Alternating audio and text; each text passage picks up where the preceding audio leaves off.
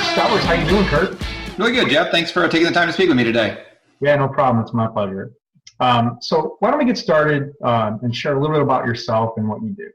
Sure. Well, I am 49 years old. My wife, Sonia, and I have been married for 28 years as of August 16th.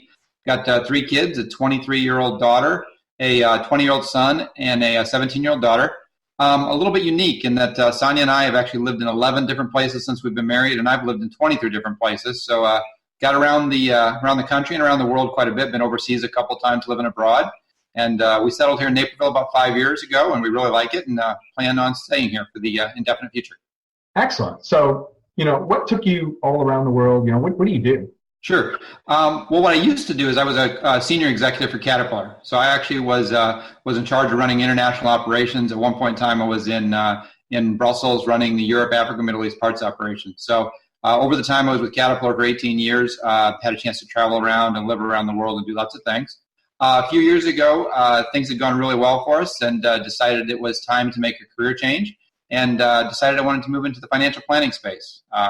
Background with numbers, I've always been strong with numbers, but really like working with people to try and help them figure out how to reach their goals. That was something when I was working at CAT I always did with my team, trying to help people get into new roles and reach the goals they were shooting for. So financial planning lets me to do that, both of those things. It lets me figure out with people where they want to go, help them make a plan, and then help them execute the plan, make sure they've got the financial resources to achieve that plan. Excellent. So, being in a position like that, I'm sure there's some gratifying experiences that you go through. Does any stand out in particular? Sure. One situation that stands out definitely is working with a family, and as with a lot of folks, they maybe weren't totally enamored with the career, and things weren't going as well as they'd like, and they're trying to figure out whether they can make a change, and they'd done a nice job, and they were just a little confused and concerned. And over the course of a couple of months with working with them and thinking through things and looking at different alternatives, we were able to put a plan together to let them get out of their career into the house they wanted to, relocate and do that. So actually visited them a few weeks ago. Beautiful place. They're really happy, and it's really gratifying to see people reap the rewards of their hard efforts and get to do what they want to as they move on in life. Excellent. So if you work with a financial planner like yourself, is there any prerequisites that you need? Because I know there's got to be some stigma attached to that. No, there's not really any prerequisites to working with a financial planner. A lot of people don't have a real favorable picture of our industry, and I understand that. The industry historically has been built around the sales process. Over the last 20 years or so, there's been kind of a new business model that's emerged, what's known as a fee-only model. And the fee-only model is not based on accepting commissions or accepting any fees. It's based on providing advice and helping people with things and helping them manage their situation. So I'm not a salesman. I don't sell insurance products. I don't sell investment products. I don't sell any product. What I do is I work with the family to figure out how they want to do something and then help them execute the plan. So people, once they find out that you're not selling something, they're a lot more comfortable. And financial planning is for everybody. It's from people that are just getting started out of college to people that are in the retirement phase. And there's an opportunity for everyone. I have a lot of people come to me, sit down with folks. I'll sit down for an hour or 2 hours and walk them through their situation, listen a lot, answer some questions. Some of them decide that it makes sense to work with me. Some of them decide that they can do it on their own.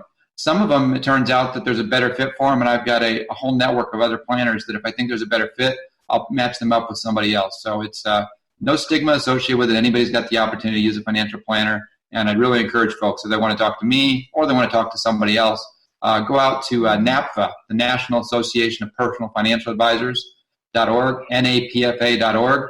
Do a search out there. You can find a fee-only planner that's close to you, and they'll help you get things on track. Excellent. So that doesn't sound too painful. No, it's pretty painless. Yeah. So, and I'll ask you this again, but, so it sounds easy enough. And if you were in the market, what's the best way to get a hold of you? Sure. The best way to get a hold of me is probably through the internet. The website is www.f as in Frank, the number 5, F as in Frank, the letter P, .com. That stands for F5financialplanning.com. There's a contact us button, or you can just send me an email at Curt, C-U-R-T, at f5fp.com. All the contact information is on the website as far as phone numbers as well. So that's a good place to reach me. Excellent. And do you meet at your office, or do you go to people's homes, or how does that work? Both. As far as I've got the office here, and so a lot of folks will come in here for the first meeting in the office. But a lot of folks are really busy. They've got the full-time jobs, two working couple, and so I do meet with folks in the evenings and on the weekends. It gives me a little more flexibility during the day to do things I'd like to, and then in the evenings I'm fine. I've only got the one little one left at home. She's a senior, so we got a little more flexibility, not doing the chase the kids around at the sporting events quite as much anymore. Yeah, that's my life. Welcome to my life. Yeah, I didn't envy you. That's a very busy and hectic time. Been there, done that. Got the T-shirt. Yeah, but I'm sure you wouldn't trade it for the world. No, I spent a lot of time coaching the kids as far as coach baseball and basketball and soccer. Our son, when he was in junior high, we were living in Brussels, and I actually coached the junior high basketball team over there. Really, really enjoy coaching kids. It's something I've always enjoyed. I've enjoyed athletics my whole life, and coaching is just a wonderful experience. I agree. I do the same thing. I've been coaching my kids since they were 5 years old in football, basketball, and baseball. So it's you learn a lot. I mean, I think I've learned more coaching kids than I did while I was playing the sport. So it's just very interesting. Yeah, it was interesting as far as the whole time I was coaching, no matter what team I coached, I always had 4 rules I told the kids. I said, there's 4 rules we're going to use. We're going to get, first rule is listen, which that's a challenging one with the little guys. Second one is try hard, give the effort. The third one is play fair. And the fourth one is have fun. And I found that if you just went through those 4 rules, and you have to go through them at the beginning of practice, halfway through, 3/4 of the way through, and you emphasize those again and again, things worked out pretty well. I agree. Cool. Yeah, and I mean, to me, that's what it's all about, right? That's why we're here. That's why we do what we do, so we can afford to do those kind of things and be there for our kids. And Jeff, I couldn't agree more. The name F5, I came up with that name. That actually stands for faith, friends and family, fitness, and finance. So finances are really important, but money is just a tool that you use to enjoy life. It's really about those other things. It's about the faith, the friends, the family, and the fitness. And so when I'm talking to folks, be it as part of the business or even not business related, I always try and emphasize the need to keep balance in your life. It sounds like a cliche. It's not. I spend personal development time every morning, a couple hours between reading and meditating and doing different things, exercising. So it's really important that you keep balance in life. People lose perspective on that, and I think it's a dangerous thing. I agree. Yeah, and to me, that really defines success. I mean, it's really hard to get to the balance point, but when you strive for that, and it's just like you said. If you include these 4 things, in what you're doing in sports, it's the same thing. You put the 4 things or your 5 things in the bucket, and you focus on that.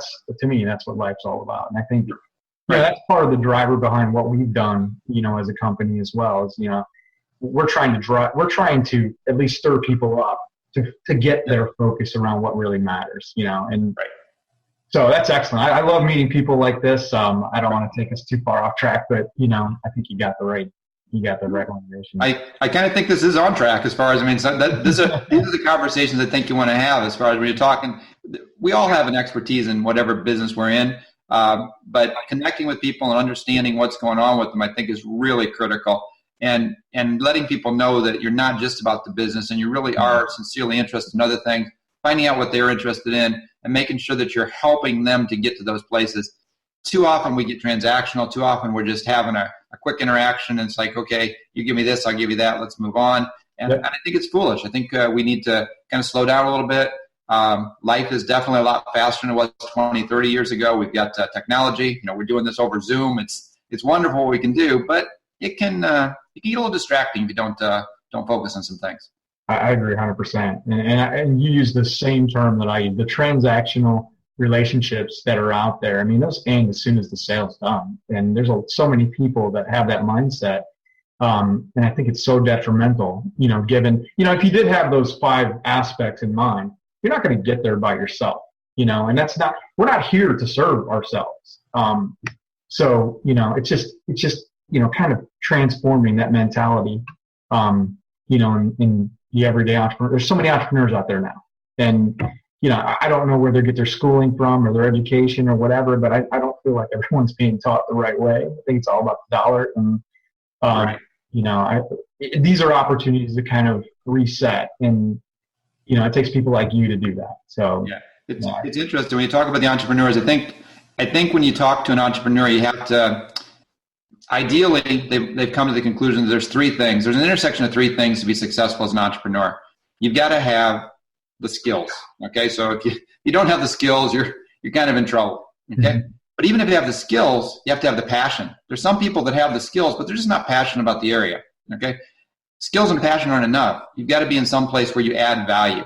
And if you can find the intersection of skills, passion, and value, then you've got a good recipe. And that's where I talk to a lot of folks, and we talk about these things and try and help them understand that.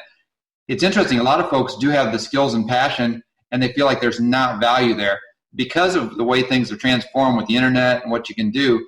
You can do wonderful things business-wise. I mean, the Co-Opvertising network is a great example where, you've got the skills to do the interaction with people. You've got the passion to want to do it. And then there's the question of the value. Well, you can see with how the network's grown, people are obviously valuing that. So yours is a great example of putting those three things together. And that's where when you talk to people, you have to use examples and get them to see it. Your passion may be Longaberger baskets, or it may be fishing lures, or it may be whatever. There's a good chance with today's environment, because previously we could only talk to people that are really close proximity to us. Now the whole world is out there, and you've got the ability to connect to people all over the place. It really opens up a huge amount of opportunities for people. I agree 100%. And to your point earlier, when you had the opportunity to live abroad, I lived abroad when I was a kid, and from where we were at, where there was a telephone there, but I couldn't use it when I was a kid. Yep. I had a typewriter that I had to converse back and forth with my friends back in the States.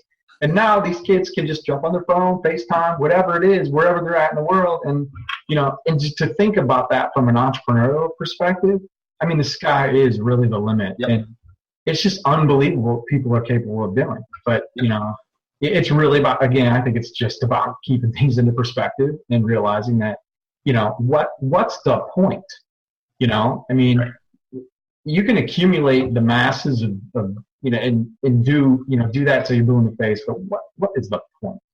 And I just, and that's really what I'm trying to get to with everyone that I meet. And whether they have it or not, it's just, at least when they leave, hopefully it stirs them up enough to say, wow, what is my point?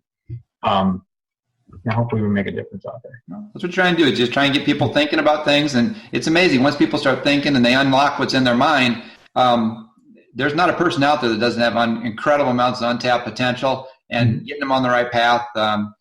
It's such an exciting time because you don't have to be constrained to a big company anymore.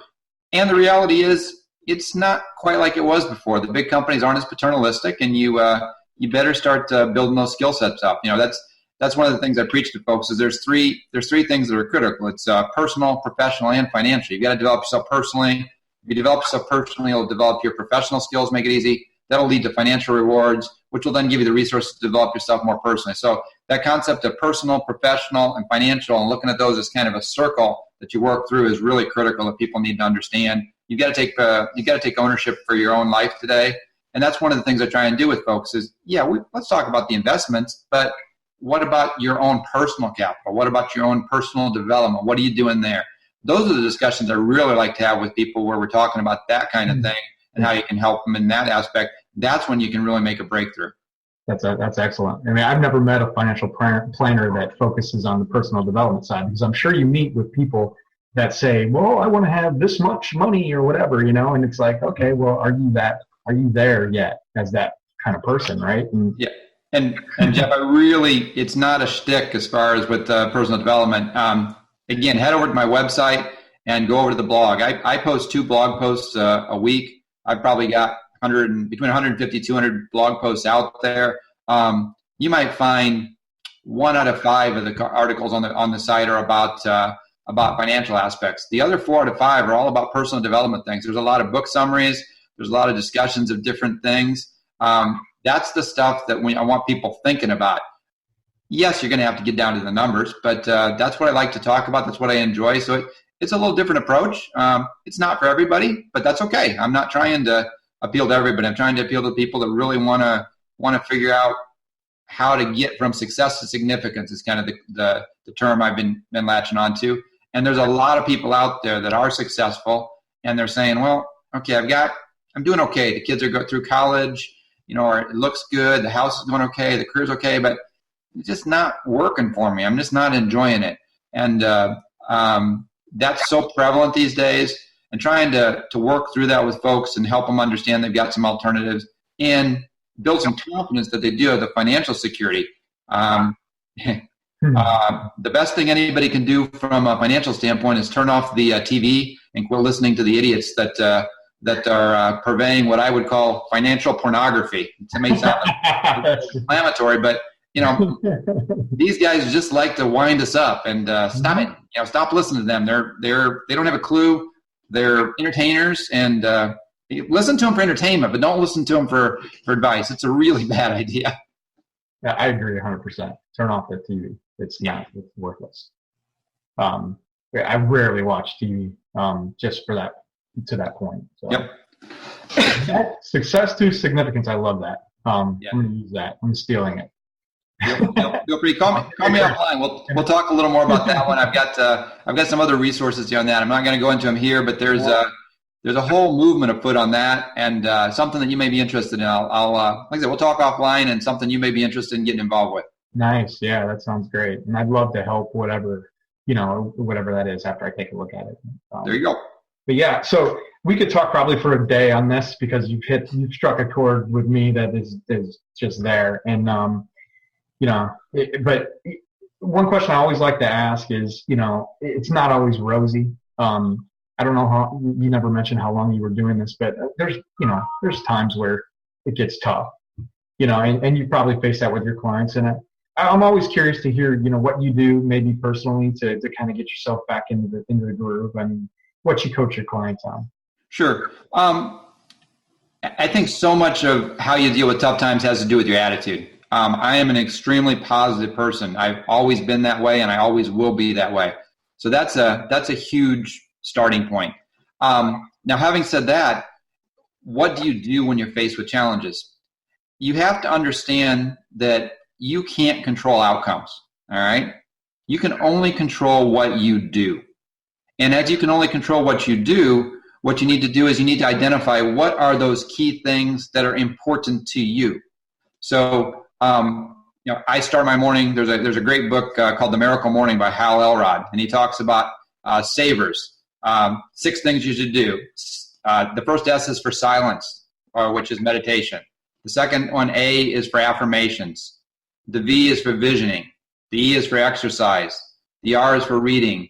The S is for scribing or journaling. So there's 6 things. So I start my day with that.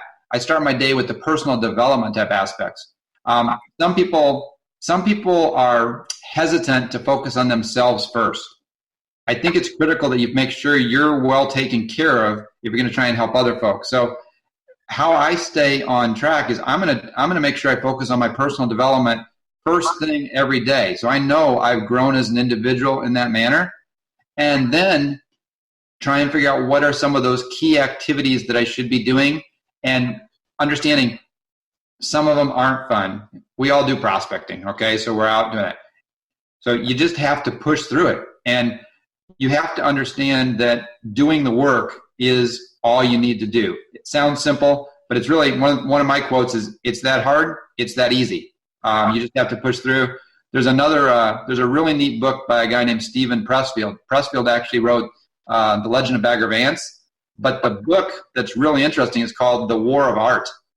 Not The Art of War. The Art of War is by Sun Tzu. Stay away from that one. That's kind of Machiavellian. We don't want to talk about that. But The War of Art is all about the struggle with resistance. Exactly what you're talking about. It's about how we struggle with resistance. He shares that resistance we're challenging with, the fact that we all face it. He talks about how to overcome that. And he talks a little bit about, from a spiritual standpoint, what's kind of hiding behind you from getting into creativity and stuff. It's a really neat book. So the way I get over it is by focusing on key habits and just trying to stay positive and pushing through. Do I get it done every day? No, a lot of days I get to the end of it and things didn't go well, but that's okay. I know the next day I'm going to start off with that personal development stuff. I'm going to go after it and just do it day after day. think of a horizontal line and positive habits above and negative habits below. And when you start off, whether it's positive or negative, it doesn't look like you're changing much. But over time, those positive habits get a lot better, or those negative habits get a lot worse. So the key in my mind is just keep doing those little things, and over time, they're going to cause you to go up. So habits compound just like interest, just like money does. So you have to just do the right thing each day, and have what I call faith over fear, which is where a lot of people come into trouble. They're afraid. They don't have the faith that if they stick with it, it's going to work out. And they succumb to that fear, and it's not going to work out very well if you do that. Right. No, that's excellent advice.